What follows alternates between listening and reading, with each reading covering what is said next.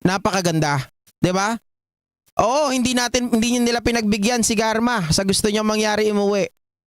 But in other perspective, mga kababayan, it is really way better, 'di ba? Dahil nakapag-decide na sila and they have all the proof na nagsisinungaling si Garma. Then therefore the only solution is to bring the child or her daughter dito po sa kamera at makasama niya. Yun ang pinakamaganda na nakita ko rito. Na talagang kahit na sabihin natin na binibira nila si Garma, nandun pa rin yung pagiging makatao nila. At the same time, mga kababayan, meron silang remedy and a resolution. Diba? Very constructive. Hindi kagaya po ng, sorry pero lagi talaga ako nagkukumpara, ang layo-layo po.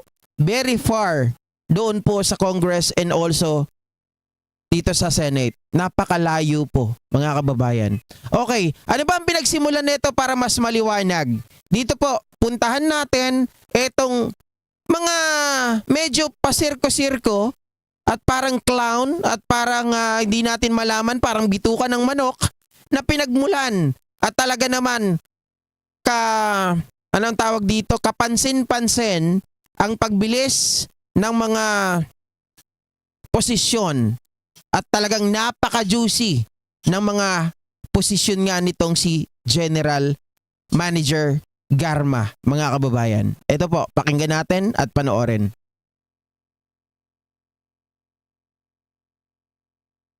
Ayan. Congressman Paduano, please proceed. Thank you, Mr. Chairman.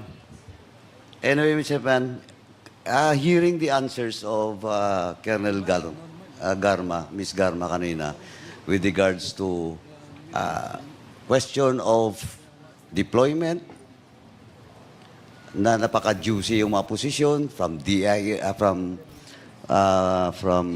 tsaka puro lahat Davao, ang assignment except sa Cebu,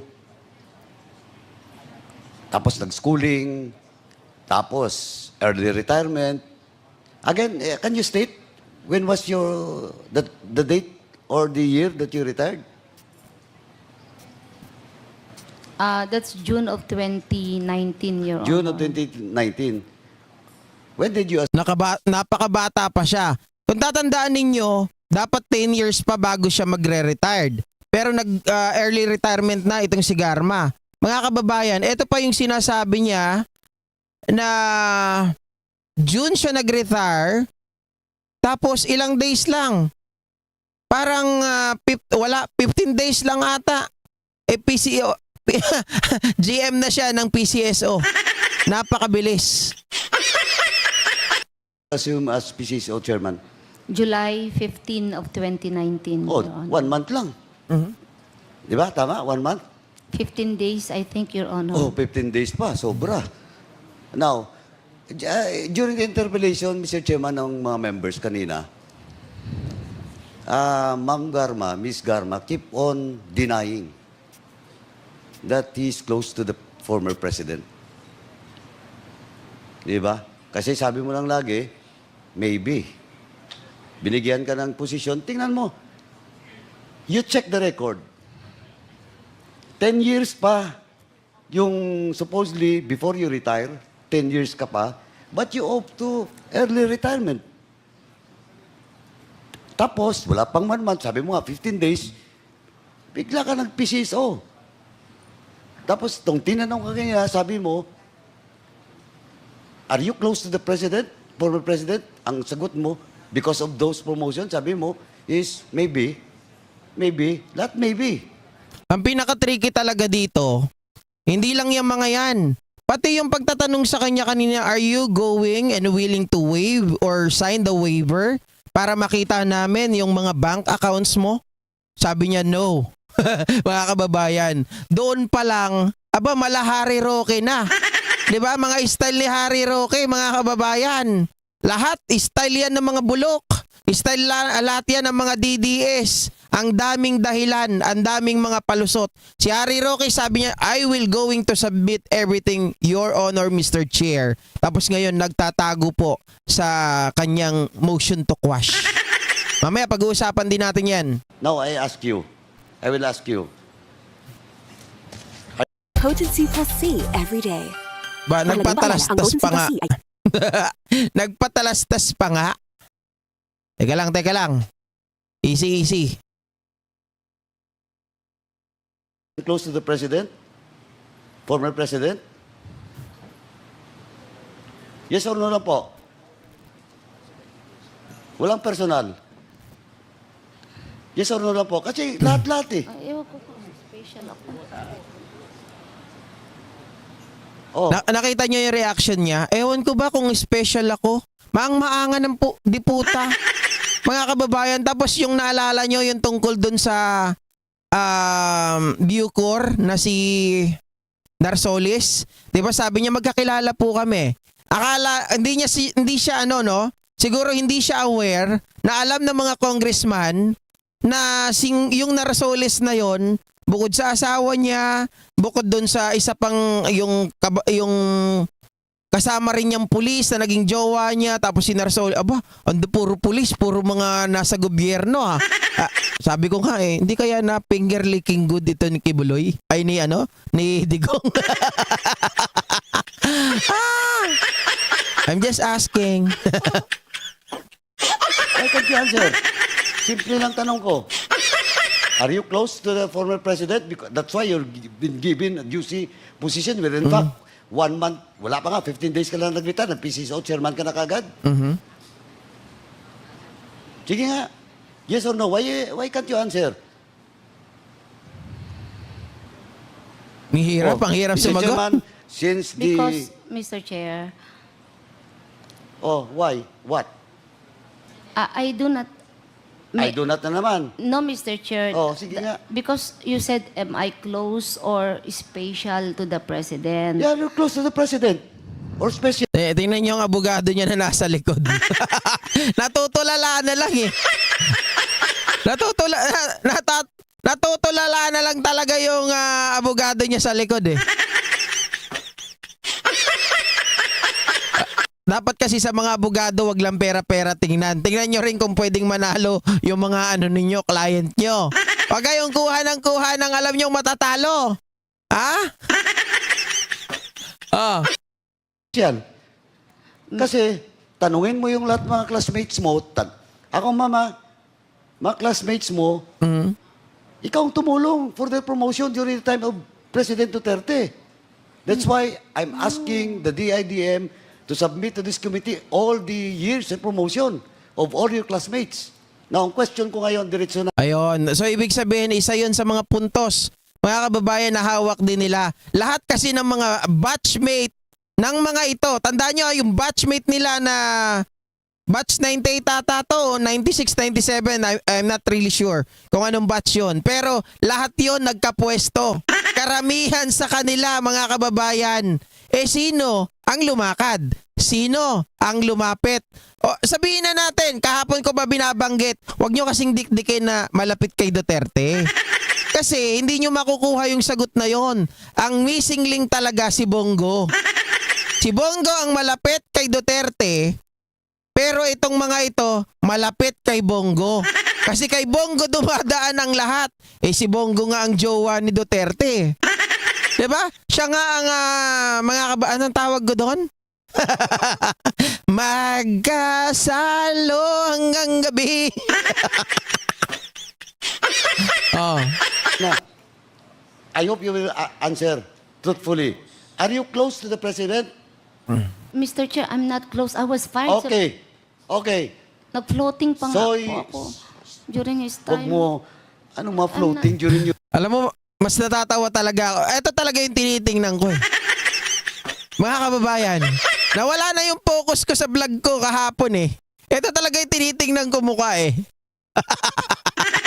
Ito talaga yung tinitingnan ko mukha. Grabe yung itsura ng abogado niya. Sorry hindi ako mapanglait. Pero parang yung abogado niya, grabe, ganito pala sa camera. Parang ayaw ko na dito. Ayaw niyang ganon. Oh. Parang sabi niya, mamimili na ako sa susunod. Kailangan yung mga client ko hindi na dito sa camera.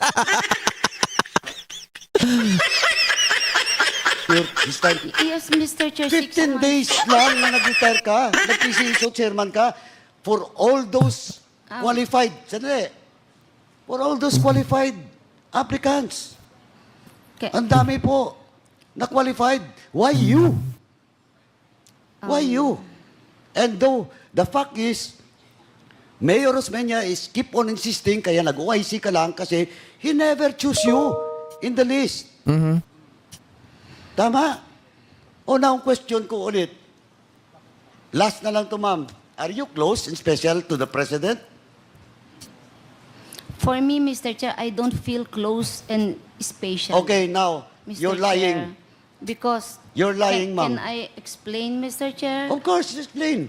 You know, there was once in my career na siya ang mayor, nag-floating po ako 6 months, I don't have any position. Ma'am, when was that? That was in 11, No, that Mr. was... Chair. Mayor pa siya noon. Mayor pa siya noon. Hindi siya presidente during that time. Of course, mga kababayan, the appointing authority pa rin is the president, di ba? Way back. Way Oo. back, ma'am. Floating po ako. But before he became president of this republic, you're very close to the president. Before your assignment in Cebu, you're very close to the president. Before you retire, you're very close to the former president. And now you're talking to this committee. You're telling us that you're not close to the president?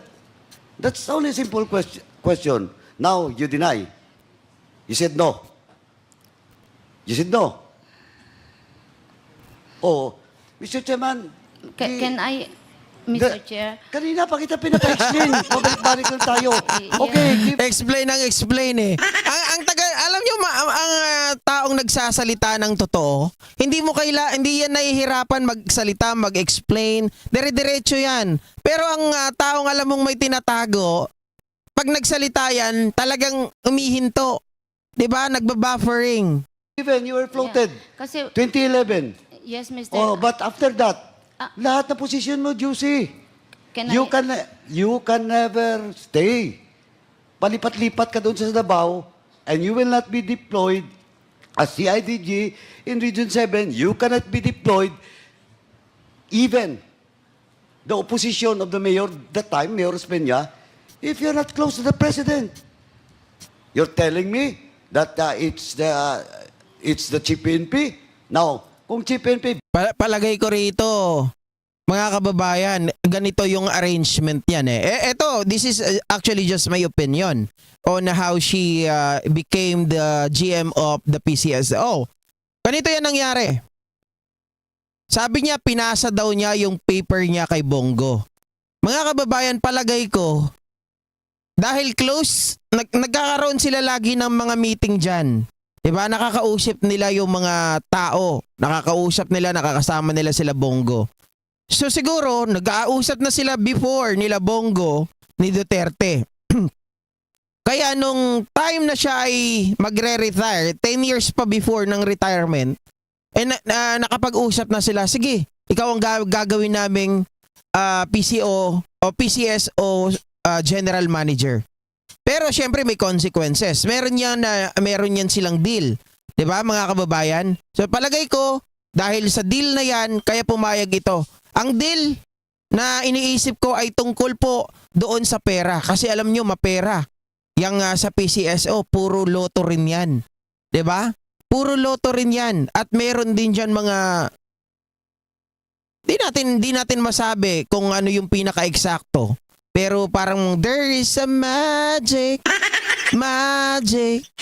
Parang ganon. 'Di ba? So ang daan si Bongo.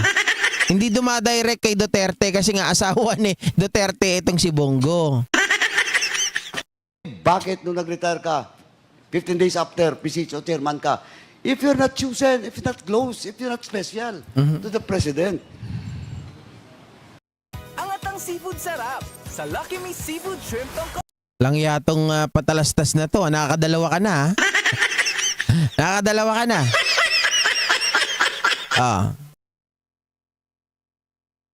oh. Oh, why you're not answering? perhaps, Mr. Chair, I am special. Perhaps ka na naman. Anyway, Mr. Chairman, ito, ano lang to, Mr. Chairman, for the record, but I moved to cite in contempt because the resource person is evading to answer questions. being asked by almost all members. So ayan, maliwanag He's actually questioning about paano ito naging close. 'Di ba? Kung siya ba ay close kay Duterte, something like that. And kung narinig nyo dito, hindi nga sa part na to hindi pinag-usapan yung tungkol po sa unang part siguro. Hindi pinag-usapan dito tungkol sa visa niya sa US. So anong ginangak-ngak nito na dahil lang sa visa ko sa US, iko-contempt nyo na ako? Ganon yung pinapalabas nitong si Garma. Paulit-ulit lang yung perhaps mo. Maybe. Ngayon, perhaps na naman. Move to cite you in contempt, Mr. Chairman. Mr. Chair. Mr. Chair. Mr. Chair. Mr. Chair. If I may, honorable members, I will just allow the chair first to make a clarification on the motion of Congressman Paduano. Congressman Paduano, is that a motion? Yes. That's the motion. I move Mr. to Chair. cite in contempt. Sandali lang po, Co-Chair. Abante, give me the time because this is my time. Okay. We will... I move to cite in contempt Ms. Garma for lying and evading questions being asked by the members of this committee and including this representation. So move, Mr. Chairman. Okay, there is... Mr. Chair. There is Mr. a Chair. Okay, before I rule... Before Okay, that, is that dali lang. an amendment to the motion? No, yes.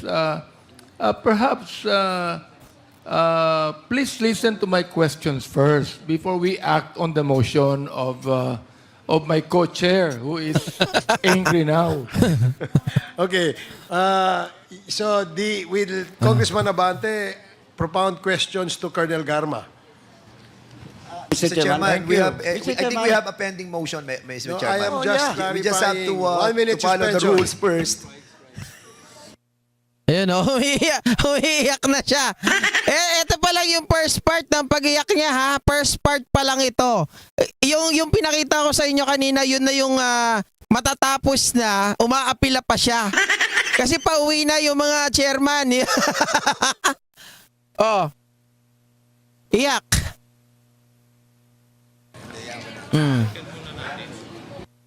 Oh, Mr. Chair, I accede to the motion of... Ang kulit ni Abante, no? Mr. Chairman, just to clarify, the violation of Ms. Garma is refusal to answer queries. Hearing is suspended. Suspended. Suspended tayo, mga kasama. Please, respect the decision of the chairman, please. Ako, si Barbers na inis na. Bakulit kayo suspended pa. Oh.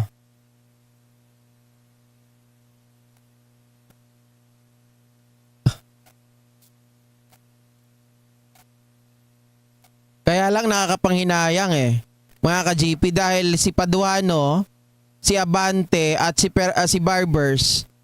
Ay, hindi ko alam kung si Abante hindi na rin tatakbo, no? Pero si Paduano, si Barbers at si Fernandez mukhang hindi natatakbo. Lan, shoutout. Hindi, lagi naman yan, Alex Protasio, si Paduano, ganyan talaga yan, mainit. Lagi nga yan sila nag-aaway ni Congressman Dan Fernandez Pag nandyan kami, nako, ang dami naming mga scoop dyan sa dalawa na yan. Pero, at the end of the day, magkakaano yan sila maayos. Kaya lang, ang problema kasi dyan, syempre pare-pare sila magagaling. Meron silang mga probing question na kailangan talaga nilang itanong. Nagkakaroon sila ng problema sa oras. Kasi 5 minutes lang ang ibinibigay sa bawat isa dahil nga may sumisingit, nawawala yung momentum. Kaya doon sila nagkakainitan. Pero pare-pare siya magagaling.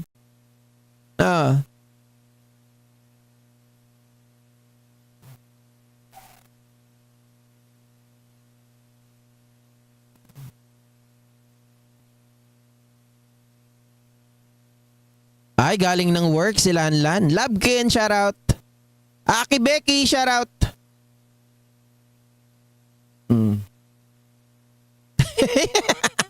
Ang kulit ginugulo nila no? Sige, pass na tayo Advance na natin. of the rules of procedure governing inquiries in aid of legislation. Any second? Second the motion. I object. Second na siya eh. Yeah. Oh. Any second? Second the motion, Mr. Chairman. Duly seconded. Are there any objections? I object.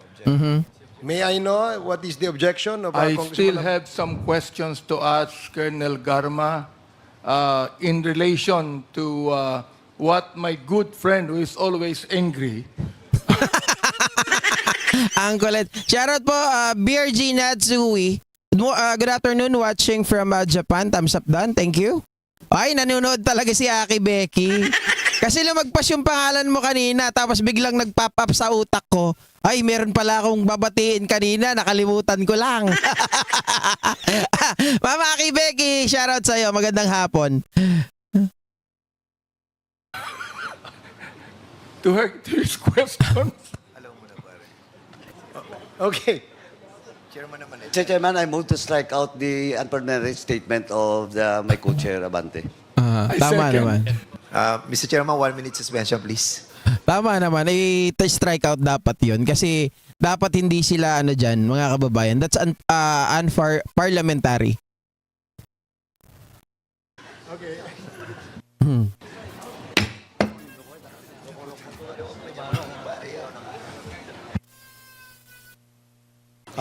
Now we resume our hearing.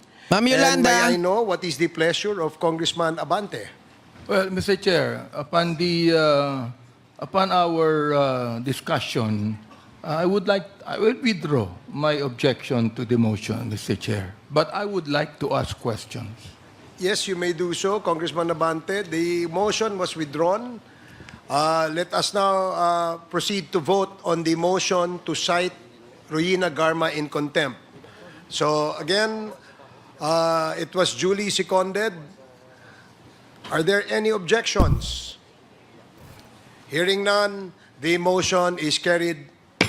Congressman Paduano, what is the next motion? Mr. Chairman, I Okay, so maliwanag na dyan mga kababayan ha. Na-cite in contempt siya not because of the statement of Ruina Garma na tungkol lang daw sa visa niya, hindi tungkol doon. Mali yun, sinasabi niya kanina. yield to Congressman Congressman Rodriguez for the second motion. Do you want to move for the second motion? Yeah. Mr. Chair, in relation to the motion passed for the Rhodes Gutierrez yun. Rodriguez daw. contempt of Colonel Garma, I move that she be held in the House facility until the termination of the hearing. the committee report is passed. Mr. termination Chairman, of the hearing. Mr. Chairman, I have the information. Ayan na. So, maliwanag na mga kababayan. Hindi na natin kailangan na tingnan yan. Lumalabas lang talaga naman dito na very evading ang ginagawa ni Ruina Garma sa kanyang mga pagsagot. And this is actually ito yung starting point ng sinasabi pag nag-uusapan natin lahat. Pinatawag po, 'di ba, nung unang hearing, pinatawag itong mga PDL, nagsalita sila. Pinanggit yung pangalan ni Ruina Garma. Mga kababayan, ngayon binigyan siya ng pinapatawag siya, ini-invite siya na umattend dito sa kamera. Yun pala, hindi siya umattend dito from the beginning. Pinag-aralan niya muna yung nangyayari kung ano sasabihin ng mga PDL. And there was the time na siya po ay planong tumakas. And alam ko, agree kayo sa akin, yung kanyang pagpunta sa Japan na tapos didiretso ng US, yun ay talagang pagtakas. Kasi sabi niya ganon, nakita niya yung hearing, napanood niya, pero despite the fact, alam mo na ikaw ay iniimbitahan pero hindi ka umattend, mas inuna mo pa na pumunta ng ibang bansa. Diba? Cherry Pie Mamaril, shoutout naman GP sa katrabaho ko na sina Hazel and Sab.